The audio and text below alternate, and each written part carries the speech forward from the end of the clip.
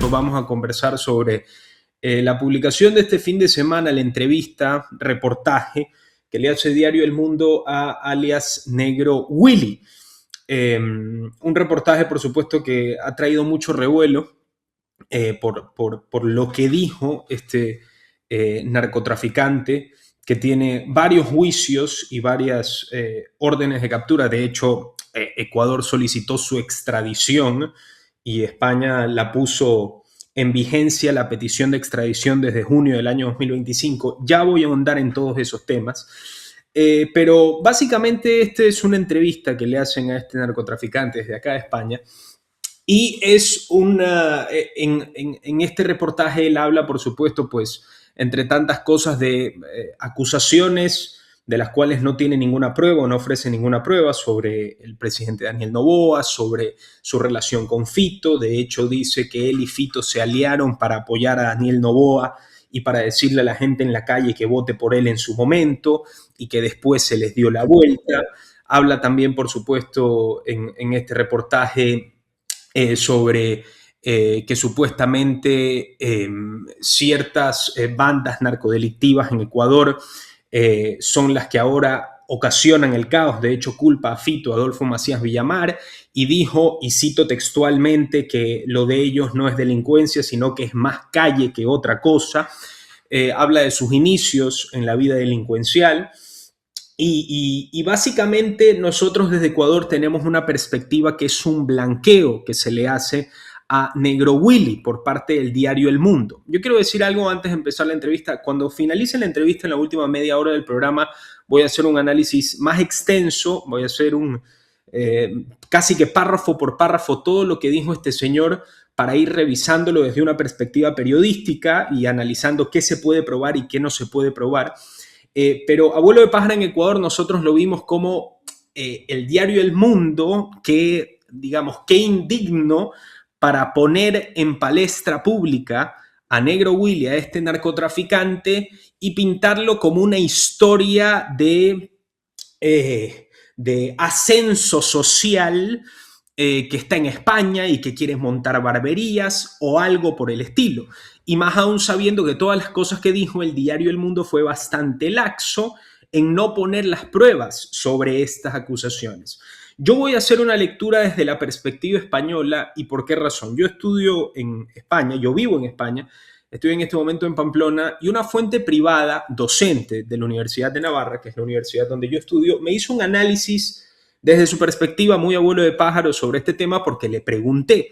De hecho, él tiene contactos en el diario El Mundo y me dijo, mira, yo creo que probablemente esta entrevista que se le hace a Negro Willy no indirectamente perjudica o habla mal de Noboa, pero no trata, esa no es la finalidad, sino que la finalidad es golpear a Pedro Sánchez. El Mundo es un diario que tiene credibilidad y es un diario que se lo pone en el espectro político de centro derecha. Pedro Sánchez, quien es el presidente de España en este momento, es un presidente de izquierda, y este reportaje titula de la siguiente manera para que ustedes lo puedan comprender: el narcoterrorista más buscado de Ecuador vive libre en Cataluña y comparte abogado con Puigdemont. Abre comillas. Quiero abrir una red de barberías, estoy agradecido con el gobierno y la justicia de España. Leyendo esto, yo lo leí el sábado y no lo supe analizar. Me fui al cuerpo de la noticia. Pero si tú te pones a ver el título, el diario El Mundo básicamente lo que dice, o lo que trata de transmitir a través de su perspectiva de centro derecha, es que España es un país que ha sido benévolo con un narcotraficante y que públicamente agradece al gobierno y a la justicia española. Entonces eso es algo que probablemente en Ecuador, como nuestro análisis simplemente es de lo que se habla de Ecuador y la exposición que se le da a este hombre, decimos, caramba, ¿qué está haciendo El Mundo? Un diario tan, como digo, tan prestigioso y de tanta credibilidad. Pero esto, por supuesto, nos lleva a analizar las dos perspectivas. Vamos a analizar todo lo que dijo el caballero, qué se puede probar, qué no se puede probar, y, por supuesto, qué va a pasar después de esto, porque esto trae un montón de repercusiones. Para analizar este tema está con nosotros, que no tiene mucho tiempo, por lo que hablamos antes. Voy a sacarle el jugo lo más posible a esta entrevista. Está Arturo Moscoso, aquí en Radio Fuego 106.5. Él es abogado y politólogo. Arturo, gracias, como siempre, por aceptar nuestras entrevistas. Bienvenido a Radio Fuego. Hola, Ricardo, gracias por la invitación y un saludo también a la audiencia. Arturo, de entrada, leíste el artículo, me imagino que viste la imagen del hombre, una sesión de fotos que le hicieron casi que parecía de Gucci o de Louis Vuitton, de las propagandas que te salen en YouTube. Y de entrada parece un lavado de cara. Esta es otra lectura que yo dije sobre la perspectiva española y cómo eso golpea a la izquierda acá en España, principalmente a Pedro Sánchez. ¿Cuáles son las primeras conclusiones que sacas de este tema? Bueno, a mí también me sorprendió una entrevista en esos matices con un delincuente buscado por la justicia ecuatoriana, ¿no? O un presunto delincuente en todo caso, porque no ha sido juzgado todavía. Pero sí sorprende que se le dé tanta cobertura a una persona con esas características y buscado, ¿no? Nuevamente por la justicia ecuatoriana, que debemos analizar también por qué fue que no se lo pudo extraditar, ¿no? Porque si eso hubiera funcionado, él estaría ahora encerrado en alguna cárcel en el Ecuador. Así que sí, ¿qué es lo que se pretendía con un reportaje que más bien le hace aparecer como una suerte de héroe de la calle o medio figura mítica dentro de la delincuencia? No sé, una cosa bastante sorprendente por parte de un periódico que creo que es serio como es El Mundo, ¿no? Sí. Algo que me llama la atención, lo principal que se me viene es justamente lo que tú dices, las matices que le quieren dar a este asunto. Pero aparte de las matices, ya quiero entrar al meollo del asunto, es las acusaciones que hace este señor, porque no solamente habla pues de su ascenso en la vida de la calle, habla de que su familia está en peligro en Ecuador, que su padre era drogadicto y que ahora es una especie de justiciero y que ayuda a la gente en los barrios. Aparte de esto, él menciona cosas muy fuertes, alianzas entre él y Fito, que apoyaron al presidente Noboa en un principio, no solo con votos, sino económicamente. Se refiere también a una investigación que se hizo sobre supuestamente que contenedores de banano de Noboa Trading eran portadores de cocaína hacia Europa. El mundo no se toma la molestia, por así decirlo, de hacer un párrafo entre medias y decir, bueno, esto es una investigación que se está llevando a cabo o esto directamente no es cierto. O sea, se le dio esta apertura total. ¿Por qué? No sé por qué realmente, pero sí sorprende que El Mundo no haya hecho un trabajo de contrastación, ¿no? Frente a afirmaciones para las cuales este individuo no aporta ni una sola prueba, ¿no? No, simplemente son sus declaraciones y ya. Generalmente lo que se hace en este tipo de cosas es llamar a los involucrados y preguntarles si es que tienen algo que decir al respecto, ¿no? Eso es lo usual que se hace en los medios serios antes de, sobre todo, lanzar acusaciones tan graves como las que está lanzando, que es básicamente tejer o pretender hacer creer que se ha tejido una red entre el gobierno actual y el narcotráfico en el Ecuador, ¿no? Entonces, sí sorprende, pero evidentemente hay que tomarse con pinzas lo que diga este individuo, ¿no? Porque sin pruebas se puede decir cualquier cosa. Él se siente un poco a salvo allá en España por haber fallado el tema de la extradición, entonces pues cree que puede decir cualquier cosa, ¿no? Y es lamentable realmente el papel que ha jugado el mundo en este asunto. Sí. Arturo, desde tu perspectiva como abogado, por supuesto, cuando sale esto, salieron, por supuesto, las personas que defienden al presidente Noboa a decir, bueno, ¿quién le va a creer a un narcotraficante que está libre en España? Después salieron los correístas a decir, bueno, ¿y quién te manda a creerle a Salcedo o a Santiago Díaz? ¿No? Ahí está el debate de cuál delincuente o dependiendo del delito que hizo, tiene mayor o menor credibilidad. Desde tu perspectiva como abogado, quisiera que llegases a un punto medio de análisis sobre estos temas. ¿Tiene alguna de las dos partes razón? De las partes me refiero de aficiones políticas. ¿Cómo se tienen que tomar estos temas de cuando un delincuente hace acusaciones, sea en libertad o sea en prisión? No, evidentemente estas acusaciones siempre van a tratar de ser orientadas políticamente, ¿no? Eso pasa y seguirá pasando. Pero claro, ¿no? Ahí viene el punto de cómo se pueden tomar estas acusaciones, ¿no? Ahí más que con Salcedo o con Díaz, yo he visto que hacen siempre una analogía con el tema del influjo psíquico y el cuaderno de Martínez, por ejemplo, ¿no? Ah, pero a un cuaderno sí le crees, no sé qué, ¿no? Lo que la gente se olvida es que en el juicio en el que estuvo involucrada Pamela Martínez, el cuaderno era una prueba más, ¿no? Había muchísimas más pruebas que demostraban, de acuerdo a los jueces que emitieron la sentencia correspondiente, que se habían cometido los delitos por los cuales fueron sentenciados los de ahí involucrados, incluido el propio Rafael Correa, ¿no? Esa es la diferencia, ¿no? La diferencia en qué es lo que ha aportado y qué es lo que no ha aportado un delincuente dentro o un presunto delincuente dentro de una investigación que sea probable, porque todas las investigaciones o las colaboraciones eficaces, como se las llama, ¿no es cierto? No basta el que diga al delincuente esto sucedió o el presunto delincuente o involucrado esto sucedió, sino que demuestre que eso sucedió con otras pruebas más que vayan más allá de su palabra, ¿no? En este caso, una entrevista de un presunto delincuente en donde no se hace ningún trabajo de contrastación para decir cualquier cosa, porque bien podría haber dicho que quien estaba involucrado era o Rafael Correa o qué sé yo quién, ¿no? Sí, igual de todas formas del mundo no se tomó la molestia de hacer contrastación sobre esas declaraciones. Entonces, claro, la politización de esas declaraciones iba a ser evidente. Y pues ahí están y las vemos en las redes sociales cómo se disputan esto, ¿no? Sí.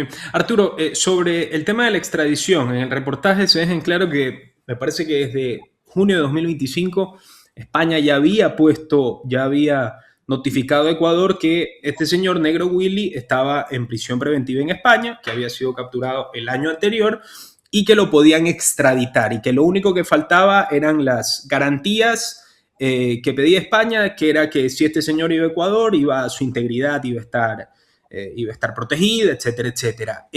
España dice que no recibió, Ecuador dice que sí mandó. ¿Qué crees que realmente pasó ahí? Y las personas que tal vez se ponen a conspirar dicen tal vez existe una correlación, no es una casualidad que no se lo haya extraditado. Te lo pregunto porque alguien tiene que estar mintiendo o tiene que estar dando información incompleta. ¿Tú crees que realmente una de las partes falló o crees que la explicación más sencilla que dicen ciertos medios de comunicación es que Ecuador sí envió garantías, pero tal vez España no las tomó como garantías absolutas y las descartó?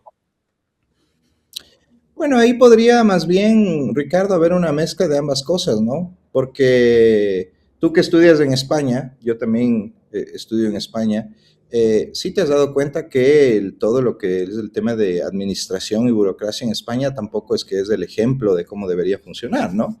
Absolutamente, Entonces, sí. sí, es más bien, ahí nos damos cuenta de dónde viene también nuestra herencia, ¿no? Aparte de nuestra Cultura, sí, herencia. sí. Sí, sí, entonces, bien puede haber sido las dos cosas, ¿no? Una desprolijidad y un cometimiento de errores, tanto por parte de los funcionarios en Ecuador como de los funcionarios en España, ¿no? Ahora, evidentemente esto se presta a elucubraciones de todo tipo, ¿no? Como las que tú acabas de señalar. Qué coincidencia que justamente el gobierno haya supuestamente cometido errores en la extradición y pues el individuo diga que se lance todo lo que se lanza en esta entrevista, ¿no? Pero de todas formas, más allá de lo que podamos elucubrar nosotros, lo que tendrá es que aportarse pruebas, porque si no es el mero cuento de un prófugo de la justicia, nada más. Sí. Arturo, un par de cortitas para terminar. La primera, esto en referencia a investigaciones, fiscalía, esto, digamos, puede ser utilizado de alguna manera o tú crees que, como tú dijiste, es cuento de un narcotraficante y no influirá ni aportará nada en ningún tipo de investigación. O sea, ¿tú crees que esto simplemente pasará como una entrevista que hizo un diario que dejó ser laxo en pruebas o no y ya está? O podría, digamos, aportar algo, alguna pieza en alguna investigación que se esté llevando a cabo? Bueno, siempre la fiscalía tiene la potestad de investigar cualquier cosa que crea que es digna de investigación de acuerdo a lo que se declara en medios o se conozca en noticias, etcétera, ¿no? La famosa noticia crines que se llama, ¿no? A través de las cuales la fiscalía puede iniciar investigaciones. Y podría iniciar una investigación tranquilamente en base a estas declaraciones y ver si es que tiene algo de veracidad lo que ha dicho. Pero claro, al no haber pruebas, al no haber aportado este individuo nada más que sus declaraciones, pues difícilmente va a ser tomado por seriedad, yo creo, con seriedad, perdón, por cualquier fiscalía del mundo, ¿no? Pero sí, podría, en estricto derecho, podría servirle a la fiscalía en Ecuador para iniciar una investigación, ¿no? Sí. Arturo, el presidente, ya para finalizar, el presidente Noboa, después siempre se habla pues de la perspectiva, la popularidad. Probablemente esta discusión que estamos teniendo sobre las declaraciones del negro Willy es más una discusión o es algo que afecta a las esferas de clase media alta o a los medios de comunicación. Probablemente la mayoría de la gente ni se entera ni le importa. Pero esto de alguna manera perjudica, lastima o enaltece, dado a cierta ridiculez por los matices de la entrevista, la imagen del presidente Daniel Noboa. Bueno, dependerá mucho de cómo se lo utilice, ¿no? Porque aquí no solo es lo que se dice en la entrevista, sino lo que se puede hacer con esa entrevista y cómo utilizarla políticamente, como hablábamos antes, ¿no? Habrá que ver cuál es el manejo de ambos bandos, porque aquí hay dos bandos, como bien hablamos antes, ¿no es cierto?, que se están disputando la veracidad de esas declaraciones y habrá que ver el manejo político que se le da, ¿no? De todas formas, estas cosas siempre le van a afectar al gobierno y al presidente, obviamente, porque sí se pone en entredicho justamente su propia lucha contra el narcotráfico, que es su bandera desde que asumió el gobierno, ¿no? Entonces, sí puede causarle o golpearle políticamente, pero veamos también cómo se defiende, ¿no? Veamos si es que ya en la parte de comunicacional, pues puede hacer algo para revertir el efecto que pudiera tener estas declaraciones, ¿no? Que justamente creo que va por el tema de quitarles credibilidad, ¿no? Lo primero que me llama la atención es que la imagen, si ustedes entran al diario El Mundo, buscan en Google El Mundo Negro Willy, ustedes se van a encontrar con una imagen de Negro Willy casi de perfil, viendo de reojo, de lado, a la cámara, vestido con una especie de chompa con cuello de tortuga y un saco negro, completamente de negro. Es una foto casi, y digo la verdad, porque es lo primero que se me viene a la cabeza, es casi una foto, yo qué sé, de algún perfume, ¿no? Alguna sesión de fotos de algún perfume, de alguna o de alguna vestimenta, se me ocurre, ¿no? Eso es lo que primero llama la atención sabiendo el perfil de este personaje, ¿no? Porque tú ves esto y lo primero que ves es el tratado de imagen que se le da a esta entrevista y ya llama la atención, ¿no? Evidentemente tampoco la idea es que lo pongan en sus peores o en sus últimas, pero llama la atención de entrada y se podría pensar que es un blanqueamiento a la imagen de este individuo.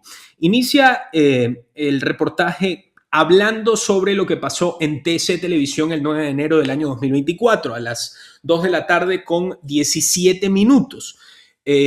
Pone en contexto que en este momento, como ustedes sabrán, 3 encapuchados entraron a TC Televisión con granadas, dinamitas, todo esto, y se dijo que Negro Willy, y de hecho por eso esa es una de las acusaciones en firme que tiene y una de las acusaciones por las cuales Ecuador quería traerlo o quería llevarlo más bien, yo que estoy en España.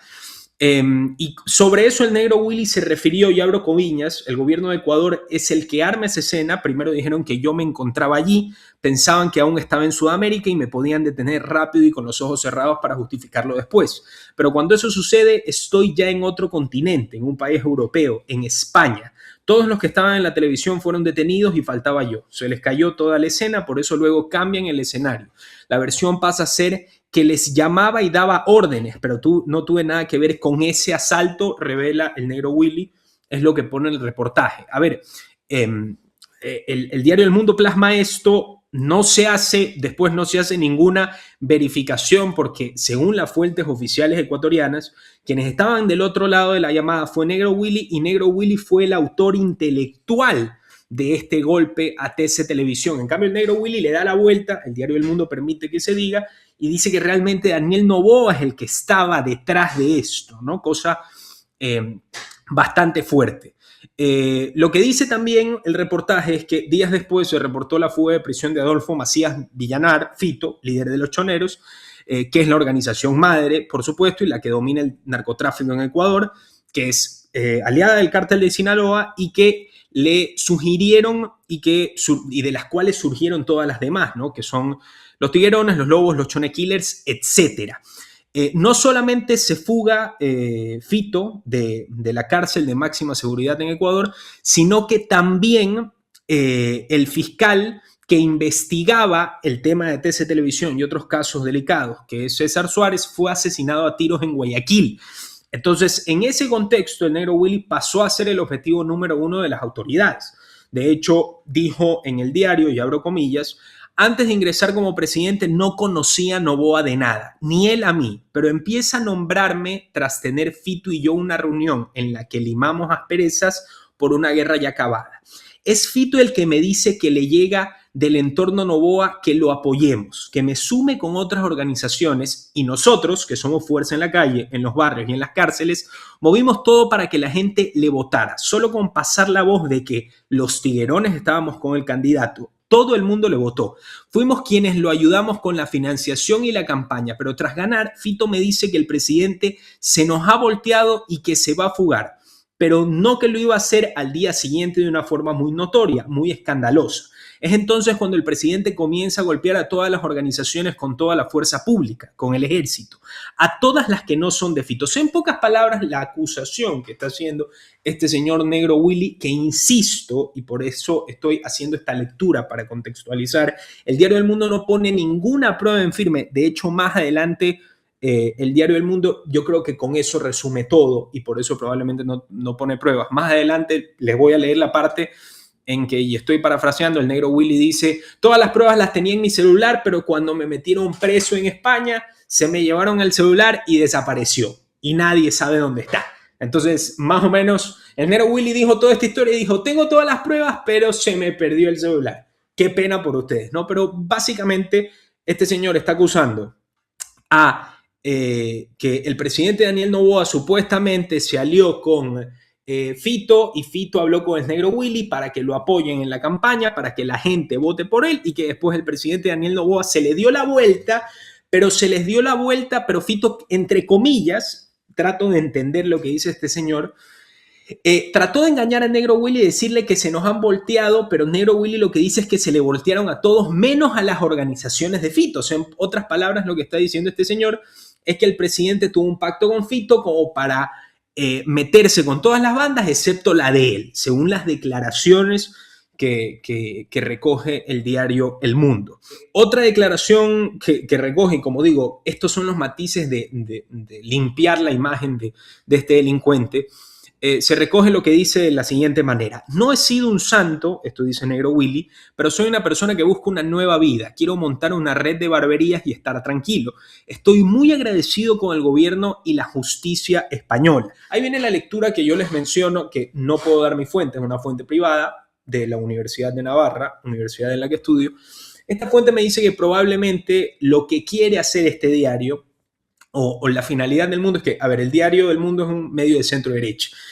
Al tú publicar un reportaje sobre un narcotraficante que está libre en España y que públicamente agradece al gobierno y a la justicia española, ¿quién va a quedar mal en este sentido? El presidente de gobierno, Pedro Sánchez. Entonces, ¿eso qué quiere decir? Que el diario El Mundo básicamente lo que hace es que pone en evidencia la historia de un narco que tiene unas acusaciones que es un supuesto delincuente, como lo dijo Arturo Moscoso, para ser precisos en los temas legales, es un presunto delincuente porque no ha sido juzgado. Un presunto delincuente está aquí en España haciéndose de la Dolce Vita, ¿no? Ese es el tema. Eso es lo que quiere dejar en evidencia el mundo y en eso deja mal parado al gobierno de España. ¿Cómo es posible que una persona de este calibre vea en España una fuente de salvaguarda, un hogar cálido para vivir, para utilizar seguramente el dinero que ha recolectado en su vida de narcotraficante para poner barberías? Eso es lo que quiere poner. Insisto, vuelvo a leer el título lo dice todo. El título utiliza: el narcoterrorista más buscado en Ecuador vive libre en Cataluña, comparte abogado con Puigdemont y después pone una declaración de Negro Willy que quiere abrir barberías. Estoy agradecido con el gobierno y la justicia española. O sea, el diario El Mundo golpea al independentismo catalán y al gobierno de Pedro Sánchez en un título, en una sola. Dos pájaros de un solo tiro. Lo digo para que entendamos el contexto del diario, porque hay personas acá en Ecuador que se lo toman a pecho y dicen: estos diarios de España quieren desestabilizar, que lo están haciendo también, pues, indirectamente, pero si no ponen las pruebas de esto, realmente, como dijo Arturo Moscoso en la entrevista pasada, simplemente es el cuento de un narcodelincuente, ¿no? Algo importante: ¿quién es el abogado de Willy? Porque esto es algo que se resalta en el reportaje justamente para, por supuesto, menoscabar la imagen del abogado y de su representado, que es Puigdemont, Carles Puigdemont, que es quien, para los que no saben, un líder independentista catalán, español en este caso, que fue uno de los principales impulsores del referéndum ilegal de la independencia de Cataluña, que eso, por supuesto, fue escándalo aquí en España, eso fue casi hace una década. Pero importante resaltarlo porque, por supuesto, el diario El Mundo, siendo español, siendo de derecha y siendo antiseparatista, pone en la mesa, bueno, resulta que Puigdemont, que fue quien impulsó el referéndum ilegal, y este narcotraficante ecuatoriano que está acusado de todo y de recontra todo en Ecuador, comparten el mismo abogado, porque eso también es un arma periodística muy fuerte. Encontrar coincidencias entre abogados para hacer un cúmulo de maldad, ¿no? Pero como digo, el abogado de este señor, el Negro Willy, el nombre y apellido es Gonzalo Boyé. ¿Quién es Gonzalo Boyé? Que es abogado de Puigdemont, y el ministro John Reinberg dijo que es un ex terrorista chileno. En efecto, Gonzalo Boyé es abogado de Carles Puigdemont en las causas derivadas del proceso, que, como le digo, que es este tema de el referéndum ilegal. Y Boyé fue condenado en los años 90, esto es importante, y poniendo en contexto lo que dijo el ministro del Interior, John Reinberg, Boyé fue condenado en los 90 por colaborar con una cédula vinculada a ETA, que es un grupo terrorista independentista del País Vasco, en el secuestro de Emiliano Revilla. De hecho, recibió una condena de 14 años y 8 meses y cumplió parte de esa pena, ¿no? Y también Boyé fue juzgado en la llamada Operación Mito, relacionado con un presunto blanqueo vinculado en el entorno de Cito Miñanco, que Cito Miñanco es un contrabandista, un contrabandista y narcotraficante muy famoso en España, que nació en la década de los 50, aún vive, tiene 70 años. Entonces, de ahí, ¿qué tan permisivas son las cárceles en España? Esto también me parece importante. Negro Willy dice en el reportaje: en las cárceles de Europa te permiten una televisión, un entretenimiento, incluso logras un PlayStation o una radio con CD si te portas bien. Estás solo, pero logras evadirte. Se te olvidan las cosas malas. ¿Ya? Y esto lo digo porque él dice previamente en su declaración: entré en la cárcel española desconfiado. Me advirtieron que si en Ecuador te atacan físicamente, aquí lo hacían con la mente. Buscan debilitarte. Pero me di cuenta que uno de los males de mi país es que tienen a los presos con la mente desocupada. ¿Qué puede imaginar entonces? ¿Huir o delinquir? O sea, en pocas palabras, lo que está diciendo Negro Willy es que para solventar que Ecuador no tenga, que sus delincuentes se le olviden de la delincuencia, es ponerles televisores y PlayStations, ¿no? Lo cual es una opinión suya, opinión por supuesto que yo no comparto. Y básicamente lo que dice es que los delincuentes están con la mente desocupada y por eso buscan huir, delinquir. punto a favor de Nayib Bukele, a mi juicio, porque Nayib Bukele pone a trabajar a los delincuentes o algo por el estilo. Yo entiendo que hay muchas personas que con el tema de la delincuencia y de la rehabilitación son muy quisquillosas y dicen, bueno, no, a los delincuentes sí son delincuentes, pero se tienen que rehabilitar o algo por el estilo. Si es que nos vamos a basar, o si las personas de izquierda en Ecuador o a favor del correísmo se basan y toman todo lo que dice este señor como sacrosanto sobre las acusaciones que se le hizo a Noboa o algo por el estilo, bueno, también los invito a que hagan el ejercicio de recolectar lo que dice el señor, que dice, los delincuentes tenemos la mente desocupada y cuando estamos en las cárceles, como tenemos la mente desocupada, por eso queremos delinquir y huir. Entonces nos tienen que poner a hacer algo. Bueno, entonces ahí ya saben por qué ciertas autoridades o ciertos presidentes ponen justamente en juego esa posibilidad, que los delincuentes no solamente estén ahí encerrados, vagando y haciendo lo que se les da la regalada gana, sino que los pongan, por supuesto, a hacer servicio comunitario y que no tengan absolutas comodidades, ¿no? Este señor dice que porque tienen comodidades es lo que es. Bueno, yo estoy en desacuerdo en ese sentido. Entonces, lo que se sabe es que un delincuente ocioso, según lo que dice el negro Willy, es un delincuente que después va a delinquir. Entonces es importante decirlo. La pregunta del millón es: ¿qué tan permisivas son las cárceles de España? Esto lo digo porque lo investigué. El sistema penitenciario español tiene una lógica más resocializadora que la ecuatoriana y el reglamento penitenciario permite cierta disponibilidad de radio, televisión, prensa y otros bienes bajo normas intensas internas del centro. De hecho, el Boletín Oficial del Estado recoge expresamente la posibilidad de disponer de radio, televisión en ciertos supuestos y remite a normas internas sobre estos aparatos en celdas. También existe la posibilidad de ordenador personal por razones educativas o culturales bajo autorización y control. De hecho, Prison Insider, un medio de comunicación, resume que en España hay televisión en zonas comunes y que en ciertos casos el interno puede pagar por tener televisión en celda. Además, se permite radio y prensa. Lo del PlayStation, por supuesto, no está especificado, pero algo que sí es importante decir es que los celulares sí están prohibidos. De hecho, en España se decomisaron más de 13.000 celulares entre 2021 y 2025 y el Ministerio del Interior, por supuesto, reconoce el problema. Me refiero al Ministerio del Interior de España. Así que esto hay que dejarlo en claro porque, como digo, siempre se tiene esta percepción que España es muy permisiva en este sentido. Bueno, otra cosa importante, la ruta de escape de este señor fue larga. Chile, Argentina, Colombia, Venezuela, Perú y Brasil. De hecho, ahí decide un día viajar a España. Tenía 2 pasaportes el negro Willy, uno venezolano y otro colombiano, y se decidió por el colombiano para entrar a España, con el nombre de Anderson José Arraez, y con ese pasaporte aterriza en Barajas. Él dijo, se abre comillas, que sea la voluntad de Dios, y lo pararon en el control porque no comió en el avión, le revisaron las maletas y finalmente le dijeron bienvenido a España. Cabe recalcar que este es el penúltimo párrafo del reportaje. Entonces refuerza la teoría que recogí de una fuente privada, y es que realmente este reportaje lo que quiere hacer es dejar mal parado al gobierno español.